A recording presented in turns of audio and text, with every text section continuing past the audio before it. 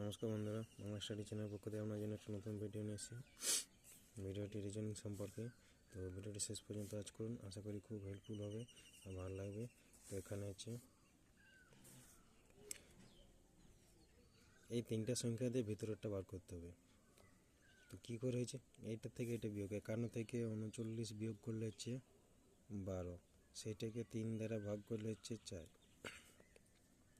মানে এই দুটো বিয়োগ করে এটা ভাগ, তাহলে সেম এই দুটো বিয়োগ করলে কত হচ্ছে 10, 10কে 5 দ্বারা ভাগ করলে হচ্ছে 2, এটা 4, তাহলে কত হবে 90 থেকে 24 বিয়োগ 6, 3 আছে 9 বলা হবে 6, সেইটাকে আবার 6 দ্বারা